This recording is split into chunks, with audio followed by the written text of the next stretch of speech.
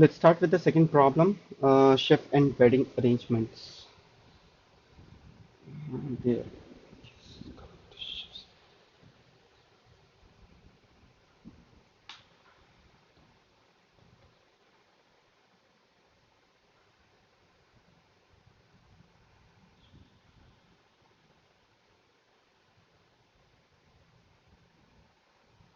Okay.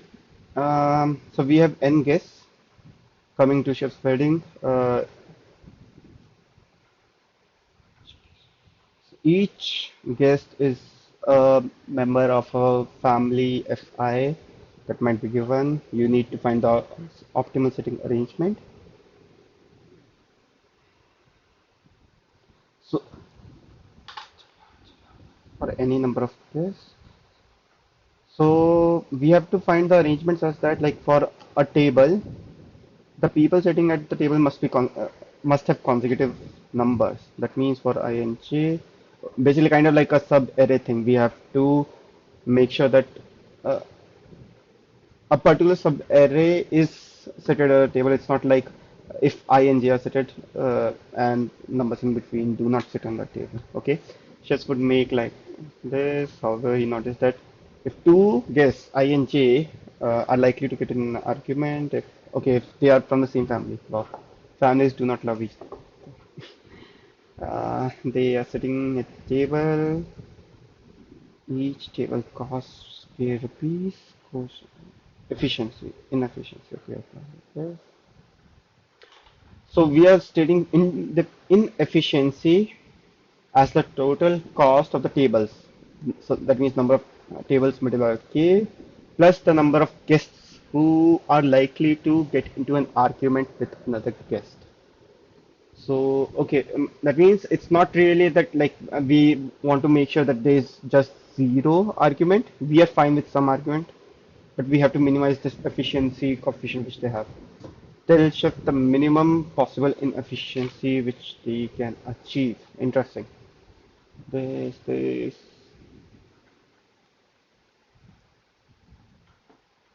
and then K, and then families. Is that it? Or anything else we need? Yeah, that's it. Okay, so in T, in 10, in K, in F. Sum of all this is about 5,000, so we might be looking for something like an square solution. 10 to the 6 into 2. Yeah, should not be an issue. Um, okay, so what is the inefficiency term? So inefficiency, they are stating that, let me just remove the previous solution,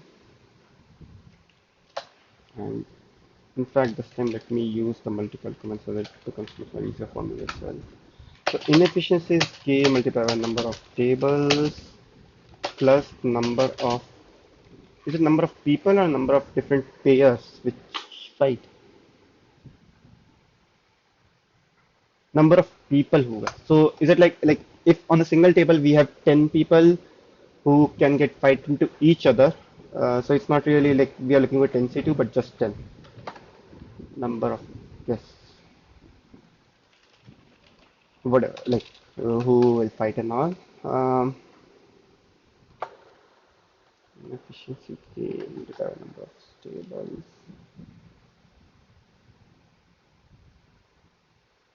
But like I'm solving it in real time as you can see, so it might take some time. So like feel free to skip to that solution if you are interested in. But yeah,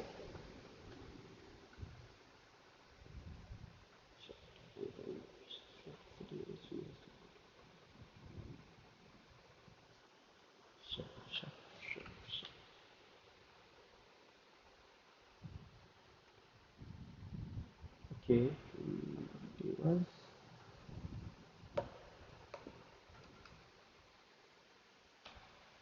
So one interesting thing to note is the inefficiency factor would never be greater than 1000, like greater than n, because otherwise like it would like we are fine with any number of people who fight, let them sit at the single table.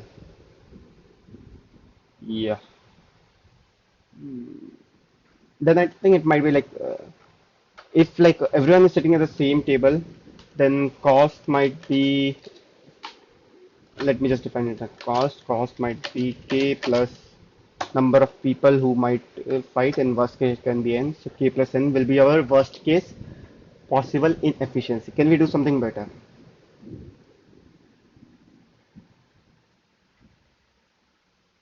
Which seems like a kind of like a uh, dynamic programming solution. Like um, I think generally, first of all, like n square thing does give me some insight that it might be a dynamic programming solution. Secondly, it seems like if we are able to solve a smaller subproblem, we can focus on the bigger subproblem. So smaller subproblem might be, let's say, like if we can, let's say, arrange just the 10 folks for the 11th one, maybe we can have some dynamic, like so, kind of like again to rephrase the dynamic programming solution, it says that like if let us say you are able to break a given problem into smaller subproblems, you can solve it by dynamic programming. As simple as that. So let us say if we can define the problem that instead of sitting 10 folks, like n folks, we we can get the answer for a sitting arrangement of n folks by getting the answers from different smaller sitting arrangements, then maybe that should be good enough. Interesting. So what if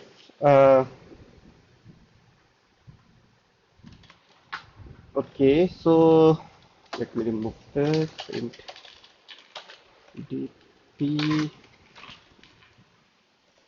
I'm kind of like defining the DP state. I like that's my personal opinion that whenever you are trying to write a dynamic programming solution, always make sure what state you are looking for and try to note that down somewhere, wherever you want, like either in comments or something.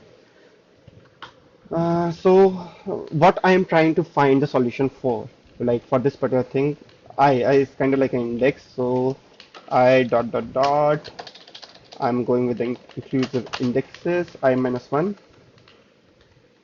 So let us say returns mini. Again, you do not need proper documentation. It's just like for the sake of this video, I'm doing so. Minimum inefficiency or cost for having sitting arrangement for people in this like in this suburb. Okay, so we are focusing on like what I'm trying to do over here is kind of splitting on the number of tables which we have, like as in treating each table independently. And let us say that we are able to sit for later mm, if we are able to get sitting arrangement for n minus 1 tables, we can simply extend it for n. Yeah, and splitting about, yeah, this should make sense. Interesting. And is there like what are the family? We just have 100 different families. This is nice. So let me like just try to write some recursion and maybe we will find the final solution. So family count 100 set 1 family count comma 200 comma set it with 0. Now what I have to do, I will try, sorry, I will try to say that okay, for int j equal to 0, j is less than n, I would need n, so let me make it as a global variable n j plus plus. So what I am again trying to say is from I up till j, both inclusive, should sit at this particular table, like at one table. and rest, which is j plus 1 up till n, if any. So that means my base case is if I equal to n, return, just make it greater than equal to, should not be an issue. So if there is no person, we won't have any inefficiency at all. And these folks should sit at the next table. I till j. Okay. And I till j family count. Maybe I can just keep it such a way. Yeah. I think this solution should work out. Maybe I will add memorization later on. Uh, how many test cases we have? 100, right? Yeah. So, let's say family count of, let's keep it as, what is the first array? We just have the family members of those, right? So let's say just keep an array of f and make it what? 1000. Family count of f of, we have 100, right? So j minus 1 to make it 0 based plus plus. So I'm storing it as the family count. So this is why I know that int people fighting equal to 0. Initially, no one is fighting from table I till j because currently there is no table at all. If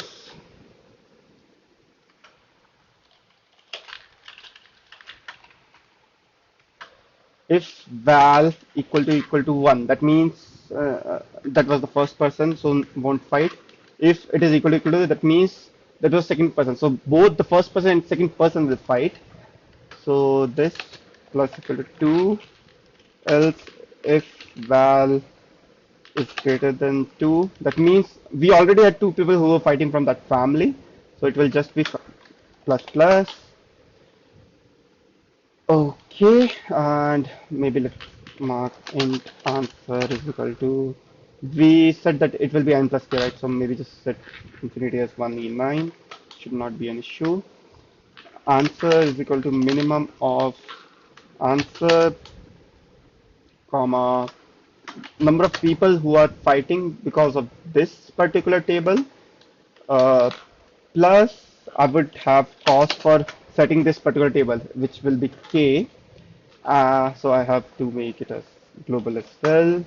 And for the remaining people, I can just call j plus 1, which is kind of like a smaller subproblem, right? Because if we are solving from I till n minus 1, then if j comes in between, it will actually be a smaller problem. And then return answer. Before that, I have to memorize that. So let's say int dp one, and I will, let's say, initialize it at minus 1. Uh, d dp of what I equal to answer. What is it? Is I and what I, right? Yep, makes sense. Is there anything which I'm missing? Doesn't seem like I have missed the memorization though. If dpp of I not equal to minus 1, return dpp I. Yep, and let me actually set it as set one dpp. How many n is 1000, right?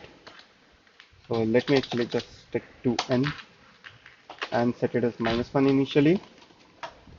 Is there any other global state? No, right? Yeah. So first input is, we have two inputs, right? N and k.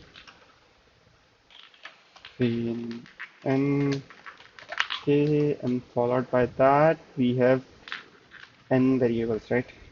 So let I comma 0 comma n in f of I, right? family of J. Yeah, yeah, I missed that. So it should actually start with I and not 0, because that's what we are considering. And yeah, that's pretty much it. See out dp of 0. Let's see how this works out. Uh, then maybe we can look for the border cases. 0, 17, 4. Interesting, 17 and 4 looks fine, but for the first thing we have 0, which had k equal to 1. Is that it? Yeah. And why that's the case?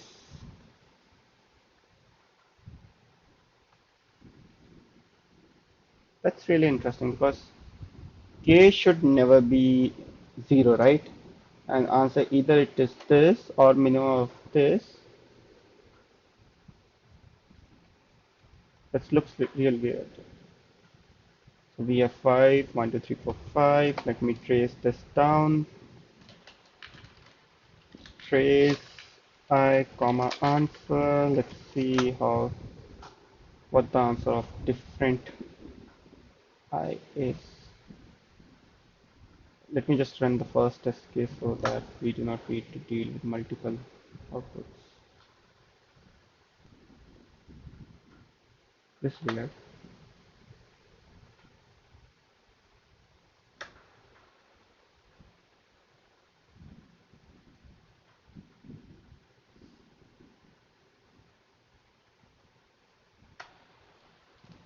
The input is fine, right? M comma K.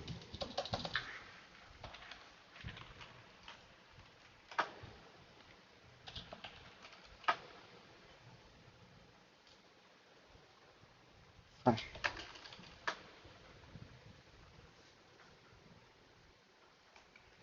And as far this is totally fine. This should be fine as well. dp of 0, right? Let me add some trace over here as well. Let me just trace I.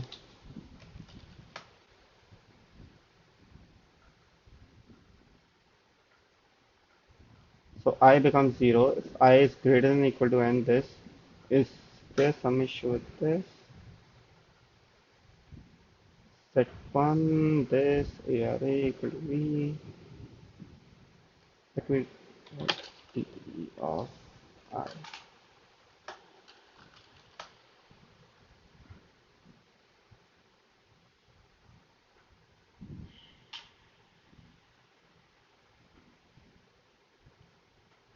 Interestingly, DPP is 0.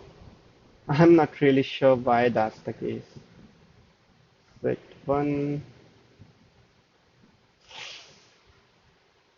No, no, right.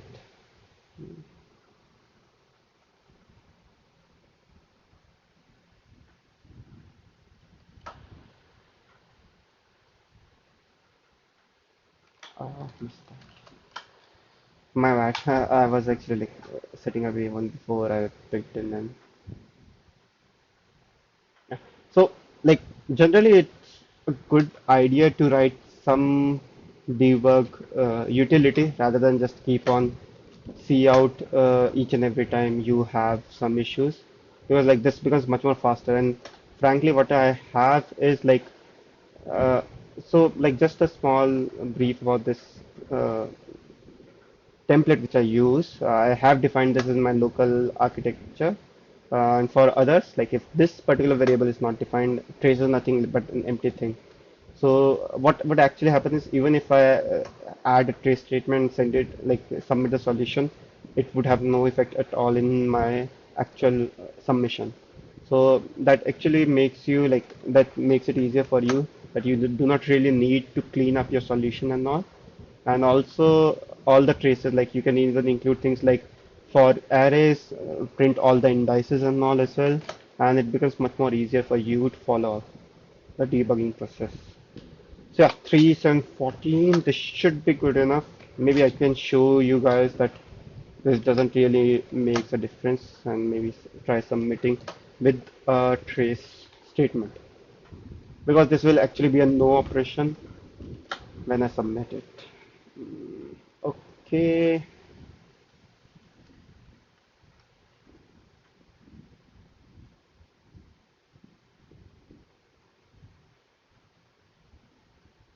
let's see. There was no long now, right?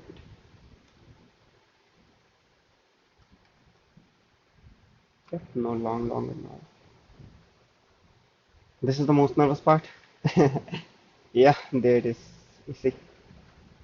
Yeah, that's it for this problem. Thank you guys.